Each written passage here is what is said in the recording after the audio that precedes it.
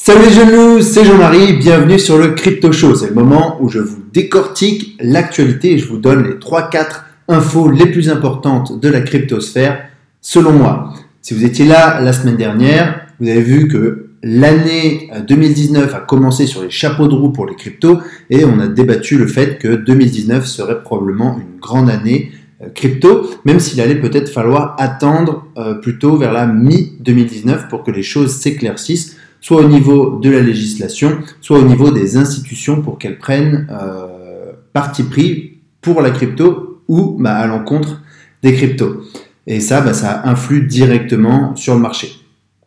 La semaine dernière, donc les nouvelles étaient plutôt bonnes, et cette semaine, c'est assez mitigé. On a du bon et du moins bon, et on va commencer avec le bon, voire même le très bon quand même, et c'est français d'ailleurs, donc Cocorico, ce sont les bureaux de tabac qui proposent maintenant du Bitcoin à l'achat pour tout le monde de façon vraiment simplifiée. C'est-à-dire que n'importe qui peut se rendre dans un bureau de tabac qui possède le bon matériel et acheter jusqu'à 250 € de Bitcoin. Alors il y a deux grandes sociétés qui proposent ça en collaboration avec les bureaux de tabac, c'est Kepler-K et Digicode. Et suivant les bureaux de tabac, ce sera soit l'un, soit l'autre. Alors je sais qu'il y a des débats au niveau de ces deux sociétés. On va laisser ça dans les commentaires ou pour une autre vidéo. En ce qui concerne la procédure, c'est assez simplifié. Vous vous rendez chez un buraliste qui possède le dispositif. Je vous ai mis dans la description une liste proposée par bitcoin.fr des tabacs qui possèdent ce dispositif. Donc il n'y en a pas 30-50 et c'est dans à peu près toute la France. Donc je pense que ça va être amené à se diversifier par la suite. Mais pour l'instant, il y en a quand même quelques-uns dans à peu près toute la France, donc c'est pas mal. Vous allez chez le buraliste, vous payez en carte bleue entre 50 et 250 €, et ensuite on vous donne un ticket, et grâce à ce ticket, il y a un code dessus, vous vous connectez sur le site internet associé, et ensuite vous êtes pris par la main, et vous achetez, vous récupérez vos bitcoins. Alors, deux choses sur lesquelles je vais vous mettre en garde. La première, c'est, il y a quand même pas mal de frais, d'après ce que j'ai lu, c'est à peu près 7-10%. Et deuxièmement, pensez à bien vérifier que vous possédez vos crypto-monnaies. Je n'ai pas essayé ce système, je ne peux pas en garantir la totale sécurité, même si on peut quand même supposer que c'est quand même quelque chose de sûr.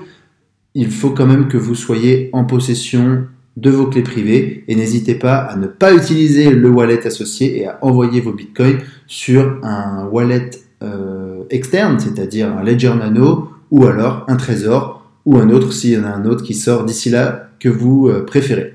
Cette nouvelle, elle est surtout bien pour l'adoption massive des crypto-monnaies. Je parle de rentrer dans l'esprit des gens, c'est-à-dire qu'ils s'habituent à acheter des bitcoins ou d'autres crypto-monnaies, et l'étape d'après, ce sera qu'ils s'habituent à payer en bitcoin ou en d'autres crypto-monnaies.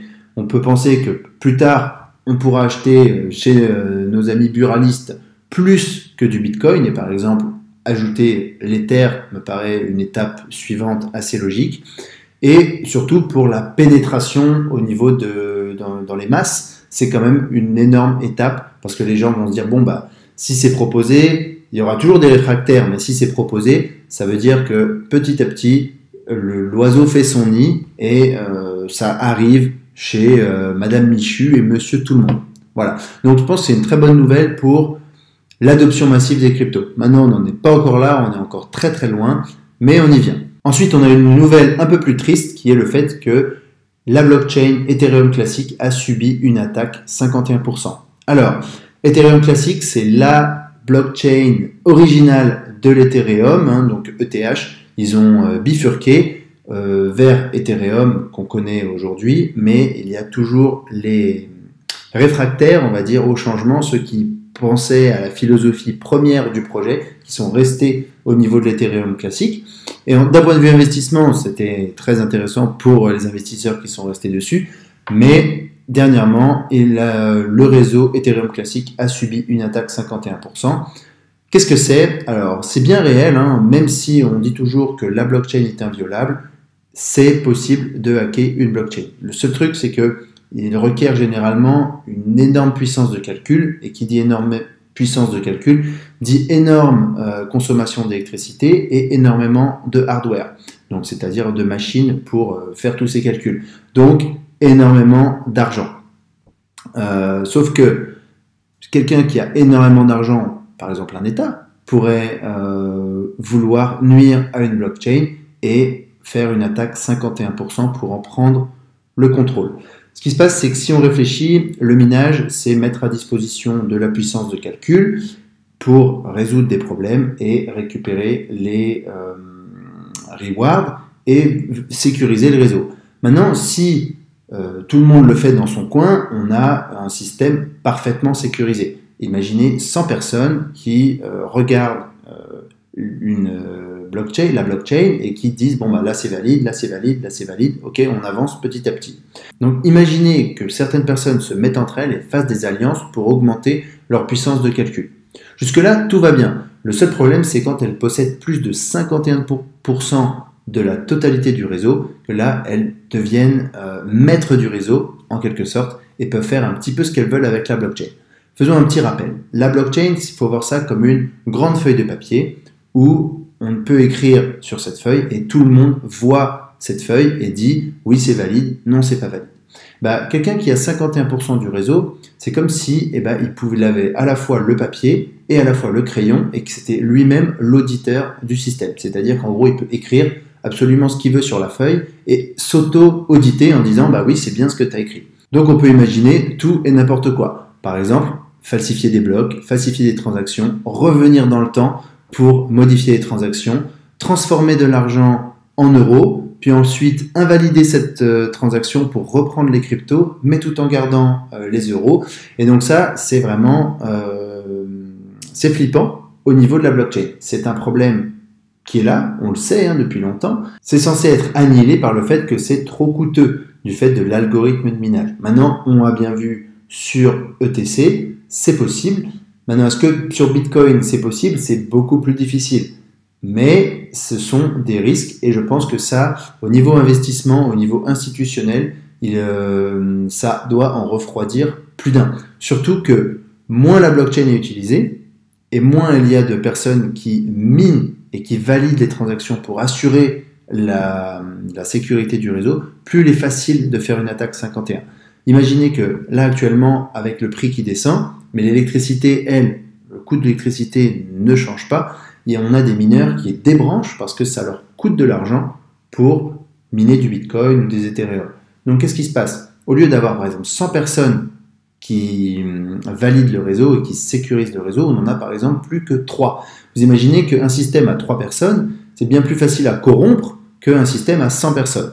J'exagère, il y a encore bien plus que 3 personnes sur le réseau Bitcoin, mais c'était pour avoir un ordre d'idée. Si vous avez 5 personnes à convaincre pour corrompre un système, et si vous en avez 80 à convaincre, c'est beaucoup plus difficile. Donc, il faut juste garder ça en tête, et donc c'est important que le réseau continue de vivre, soit utilisé, parce que sinon, oui, on pourrait avoir un danger dans le futur. Maintenant, on va passer à une autre news qui fait retentir la scène crypto. C'est un mot-clé que vous avez sûrement entendu, c'est Wimble.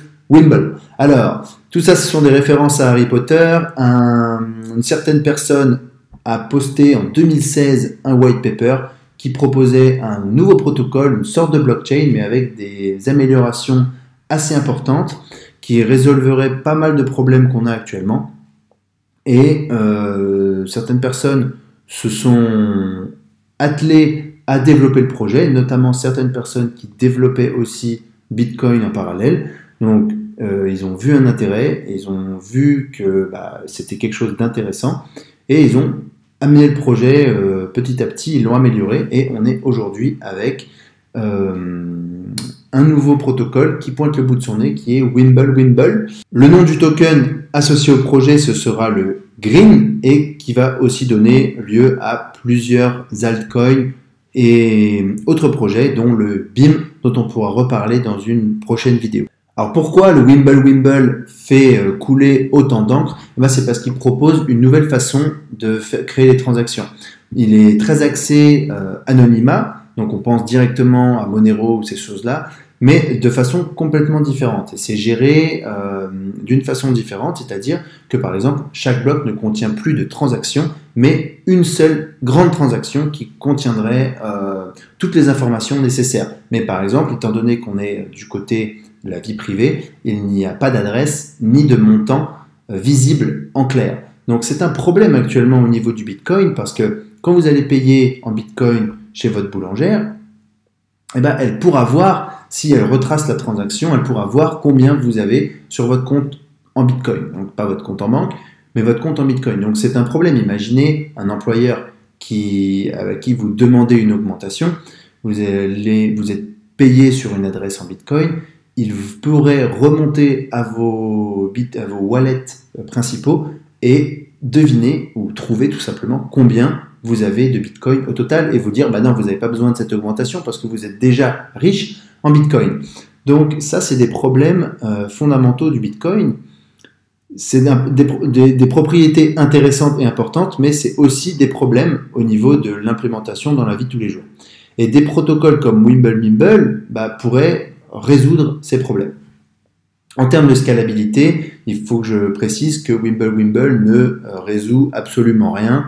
On tourne autour de 20 transactions par seconde, ce qui est toujours mieux que Bitcoin à 7 transactions par seconde et toujours mieux que Ethereum à 15 transactions par seconde.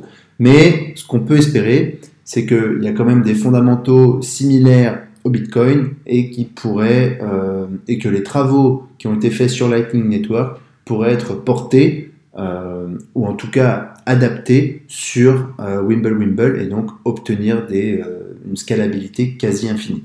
Voilà, donc il y a encore beaucoup de choses à faire de ce côté-là, au niveau technique, au niveau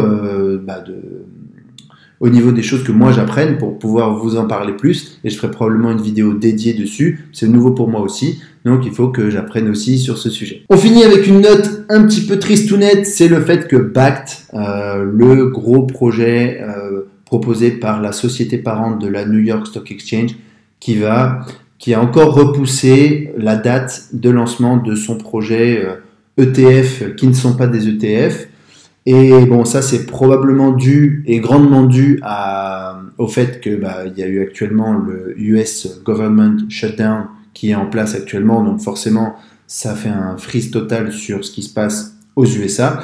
Mais la bonne nouvelle, c'est qu'ils ont levé, il me semble, à peu près 180 millions de dollars, donc en ayant des gros partenaires, Google derrière, Microsoft, donc que du bon au final, mais c'est juste reporté pour une date ultérieure qui sera sûrement quand même dans le premier trimestre 2019, mais affaire à suivre. J'espère que ça vous a plu. En attendant, pensez à commenter, à liker, c'est bénéfique pour l'algorithme de YouTube et ça nous fait toujours plaisir.